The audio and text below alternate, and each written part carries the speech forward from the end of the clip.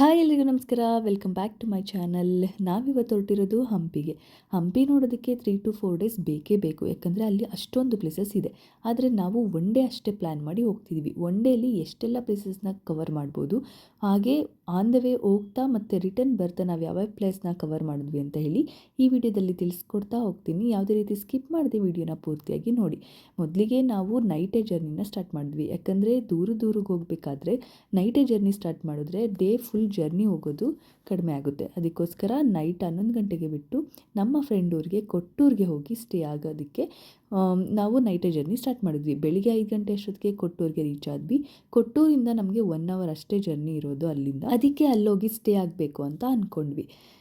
ಯಾಕಂದರೆ ಹಂಪಿಲಿ ಹೋಗಿ ರೂಮೆಲ್ಲ ಹುಡುಕಿ ವೀಕೆಂಡ್ ಆಗಿರೋದ್ರಿಂದ ಸ್ವಲ್ಪ ಕಷ್ಟ ಆಗ್ಬೋದು ಅಂತ ಹೇಳಿ ಈ ಥರ ಪ್ಲ್ಯಾನ್ ಮಾಡ್ಕೊಂಡ್ವಿ. ಸೊ ನೈಟೇ ಬಿಟ್ಟಿರೋದ್ರಿಂದ ಜರ್ನಿ ಮಾಡಬೇಕಾದ್ರೆ ಗ್ಯಾಪಲ್ಲಿ ನಾವು ಬೆಳಿಗ್ಗೆ ಅಷ್ಟೊತ್ತು ರೀಚ್ ಆಗಬೇಕಂದ್ರೆ ಟೀ ಬ್ರೇಕ್ ಎಲ್ಲ ತೊಗೊಳ್ಳೇಬೇಕು. ಯಾಕಂದರೆ ಕಂಪ್ಲೀಟಾಗಿ ಡ್ರೈವ್ ಮಾಡ್ತಿರೋದ್ರಿಂದ ಸ್ವಲ್ಪ ಟೀ ಬ್ರೇಕ್ ತೊಗೊಂಡ್ರೆ ಒಳ್ಳೆಯದು.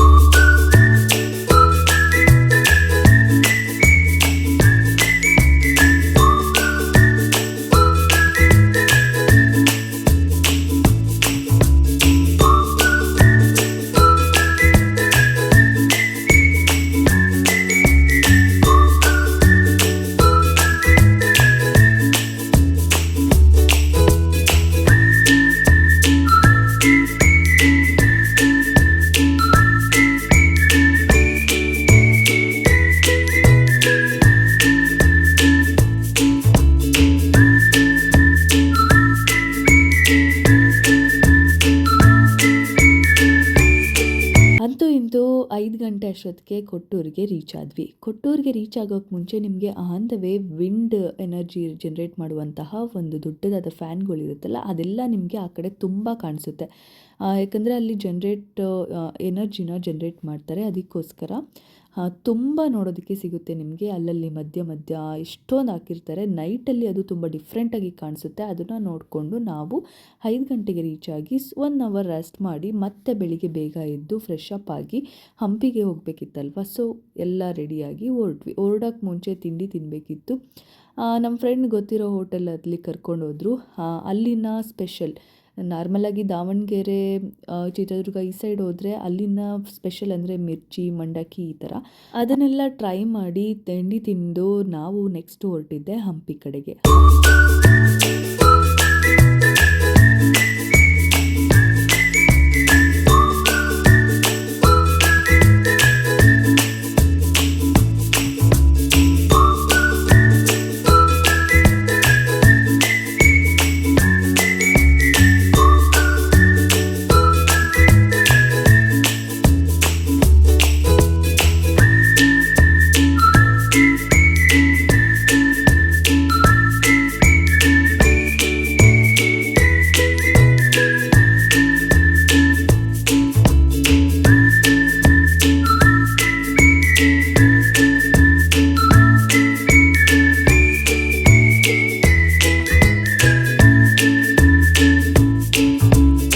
ಹಂಪಿಗೆ ಹೋಗೋಕ್ಕೆ ಮುಂಚೆ ನಮಗೆ ಇನ್ನೂ ಹಂಪಿ 20 ಕಿಲೋಮೀಟ್ರ್ ದೂರ ಇರೋ ಹಾಗೆಯೇ ಒಂದು ಡ್ಯಾಮ್ ಮತ್ತು ಟನಲ್ ವ್ಯೂ ಕಾಣಿಸುತ್ತೆ. ಅಂದರೆ ಟನಲ್ ಕೂಡ ಅಲ್ಲೇ ಇರುತ್ತೆ, ಡ್ಯಾಮ್ ಕೂಡ ನಿಮಗೆ ನೋಡೋದಕ್ಕೆ ಅಲ್ಲೇ ಸಿಗುತ್ತೆ.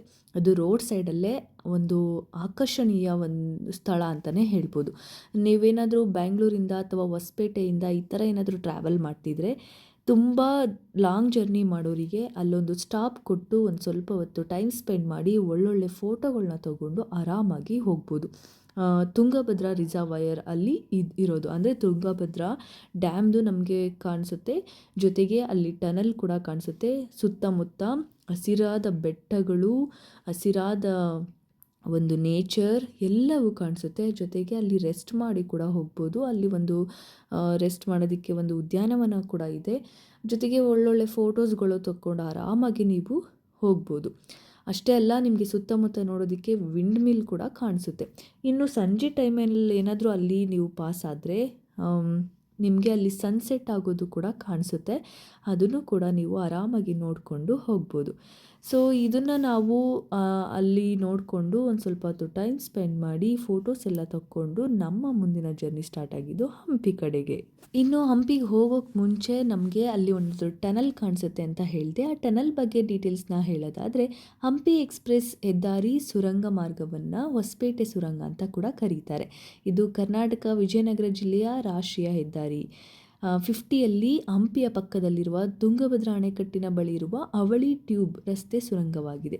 ಇದು ಸರಿಸುಮಾರು 250 ಮೀಟ್ರು ಮತ್ತು 290 ಮೀಟ್ರು ಉದ್ದದ ಕೊಳವೆಗಳನ್ನು ಒಳಗೊಂಡಿದೆ. ಕಣವೀರಾಯನ ಗುಡ್ಡ ಬೆಟ್ಟದ ಮೂಲಕ ಹಾದು ಹೋಗುವ ಅವಳಿ ಕೊಳವೆಯ ಬಂಡೆಯಿಂದ ಕತ್ತರಿಸಿದ ಬೆಟ್ಟದ ಸುರಂಗ ಅಂತ ಕೂಡ ಹೇಳ್ಬೋದು. ಇದನ್ನು ತುಂಗಭದ್ರಾ ಅಣೆಕಟ್ಟು ಬಳಿಯ ಕಷ್ಟಕರವಾದ ಘಾಟ್ ವಿಭಾಗ ಮತ್ತು ಭಾರಿ ಸಂಚಾರ ಅಡಚಣೆಗಳನ್ನು ಬೈಪಾಸ್ ಮಾಡಲು ಇದನ್ನು ನಿರ್ಮಿಸಲಾಗಿದೆ.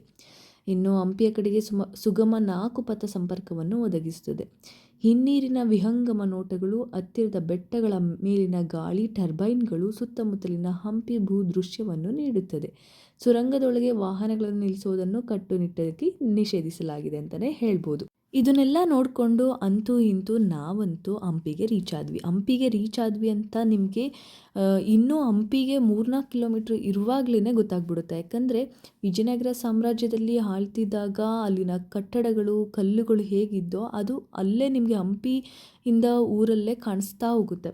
ಜೊತೆಗೆ ಅದು ಕೂಡ ಹಂಪಿ ಒಂದು ಊರ ಥರನೇ ಇದೆ. ಅಲ್ಲಿ ನಾವೆಲ್ಲ ನಮ್ಮ ಊರುಗಳಲ್ಲಿ ಹೇಗೆ ಇರ್ತೀವಿ ನಾರ್ಮಲಾಗಿ ಮನೆಗಳು ಇದೆಲ್ಲ, ಅಲ್ಲೂ ಕೂಡ ಹಾಗೇ ಇದೆ. ಮುಂಚೆ ಎಲ್ಲ ತುಂಬ ಡಿಫ್ರೆಂಟಾಗಿತ್ತು ಅನಿಸುತ್ತೆ. ಇವಾಗೆಲ್ಲ ನಾರ್ಮಲಾಗಿ ಹಾಗೇ ಜೀವನ ನಡೆಸ್ತಿದ್ದಾರೆ. ಆದರೆ ಅಲ್ಲಿನ ಕಟ್ಟಡಗಳು, ಅಲ್ಲಿನ ಮಾನ್ಯುಮೆಂಟ್ಸ್, ಅಲ್ಲಿನ ದೇವಸ್ಥಾನಗಳು ತುಂಬ ಡಿಫ್ರೆಂಟಾಗಿದೆ. ಅದರ ಕಥೆಗಳೇ ಬೇರೆ ಇದೆ. ಇದನ್ನಿಷ್ಟೆಲ್ಲ ನೋಡಿಕೊಂಡು ನಾವು ಹಂಪಿಗೆ ಅಂತೂ ಇಂತೂ ರೀಚ್ ಆದ್ವಿ. ಹಂಪಿಗೆ ರೀಚ್ ಆಗೋಷ್ಟರಲ್ಲಿ ಆಲ್ಮೋಸ್ಟ್ ನಮ್ಮದು ಟೈಮ್ ಆಗಿಬಿಟ್ಟಿತ್ತು. ಯಾಕಂದರೆ ಫೋಟೋ ಅಂತ ಬಂದಾಗ ಎಲ್ಲರೂ ಲೇಟಾಗಿ ಹೊರಡ್ತೀವಿ. 12 ಗಂಟೆ ಅಷ್ಟೊತ್ತಿಗೆ ರೀಚ್ ಆದ್ವಿ. ಸೊ ರೀಚ್ ಆಗೋಕ್ಕೆ ಮುಂಚೆ ನಿಮಗೆ ಒಂದು 3 ಕಡೆ ನಿಮಗೆ ಕಾರ್ನ ನಿಲ್ಲಿಸಿ ಟೂರ್ ಗೈಡ್ ಬೇಕಾ, ಏನಾದರೂ ಡೀಟೇಲ್ಸ್ ಕೊಡಬೇಕಾ ಅಂತ ಕೇಳ್ತಾನೆ ಇರ್ತಾರೆ. ಯಾಕಂದರೆ ಅಲ್ಲಿ ಟೂರ್ ಗೈಡ್ ಇಲ್ಲದೇ ಹಂಪಿನ ನೋಡಿದ್ರೆ ನಮಗೆ ಏನೂ ಅರ್ಥ ಆಗೋದಿಲ್ಲ. ಅಷ್ಟು ಡೀಟೇಲಾಗಿ ಹಂಪಿ ಇದೆ. ಆದ್ದರಿಂದ ಅಲ್ಲಿ ಪ್ರತಿಯೊಬ್ಬರು ಟೂರ್ ಗೈಡ್ನ ತೊಗೊಂಡು ಹೋದರೆ ತುಂಬ ಒಳ್ಳೆಯದು ಅಂತ ಹೇಳ್ಬೋದು. ಬರೀ ಟೂರ್ ಗೈಡ್ ಅಷ್ಟೇ ಅಲ್ಲ, ಅಲ್ಲಿ ಜೀವನ ಮಾಡುವಂತಹ ಪ್ರತಿಯೊಬ್ಬರಿಗೂ ಅಲ್ಲಿ ಬಗ್ಗೆ ಡೀಟೇಲ್ಸ್ ಗೊತ್ತು. ಆಟೋದವ್ರಿಗೂ ಕೂಡ ಗೊತ್ತು. ಆಟೋದವ್ರನ್ನಾದರೂ ಕರ್ಕೊಂಡು ಹೋಗಿ ನಿಮ್ಮ ಓನ್ ವೆಹಿಕಲ್ ಏನಾದರೂ ಹೋಗಿದ್ರೆ ನೀವು ಓನ್ ವೆಹಿಕಲ್ನ ಸ್ಟಾಪ್ ಮಾಡಿ ಒಂದು ದೇವಸ್ಥಾನದ ಹತ್ರ ಬೇರೆ ಎಲ್ಲ ಪ್ಲೇಸಸ್ಗೂ ಆಟೋದಲ್ಲಿ ಟ್ರಾವೆಲ್ ಮಾಡಿ. ಆಟೋದವರೇ ನಿಮಗೆ ಎಕ್ಸ್ಪ್ಲೈನ್ ಮಾಡ್ತಾ ಹೋಗ್ತಾರೆ ಏನು ಎತ್ತ ಅಂತ ಹೇಳಿ. ಸೊ ಇದನ್ನಿಷ್ಟೆಲ್ಲ ನಾವು ತಿಳ್ಕೊಂಡು ನಾವು ಆಲ್ಮೋಸ್ಟ್ ಆಲ್ ಹಂಪಿಗೆ ರೀಚ್ ಆದ್ವಿ. ಹಂಪಿಗೆ ಫಸ್ಟು ನಾವು ವಿರೂಪಾಕ್ಷ ಟೆಂಪಲ್ಗೆ ರೀಚ್ ಆದ್ವಿ. ಸೊ ವಿರೂಪಾಕ್ಷ ಟೆಂಪಲ್ ಬಗ್ಗೆ ಡೀಟೇಲ್ಸ್ನ ನಾನು ನೆಕ್ಸ್ಟ್ ವೀಡಿಯೋದಲ್ಲಿ ಕೊಡ್ತೀನಿ. ನೆಕ್ಸ್ಟ್ ಎಲ್ಲ ಯಾವ ಪ್ಲೇಸಸ್ಗೆ ಹೋದ್ವಿ, ಹೇಗೆ ಹೋದ್ವಿ ಅನ್ನೋದನ್ನು ನೆಕ್ಸ್ಟ್ ವೀಡಿಯೋದಲ್ಲಿ ನಾನು ನಿಮಗೆ ತಿಳಿಸ್ಕೊಡ್ತೀನಿ. ಈ ವಿಡಿಯೋ ನಿಮಗೆ ಇಷ್ಟ ಆದರೆ ಲೈಕ್ ಮಾಡಿ, ಶೇರ್ ಮಾಡಿ, ಸಬ್ಸ್ಕ್ರೈಬ್ ಮಾಡಿ ನನ್ನ ಚಾನಲ್ನ. ನೆಕ್ಸ್ಟ್ ವೀಡಿಯೋಗಾಗಿ ವೆಯ್ಟ್ ಮಾಡ್ತೀರಿ. ಯಾವುದೇ ಕಾರಣಕ್ಕೂ ಮಿಸ್ ಮಾಡ್ಕೋಬೇಡಿ. Thank you.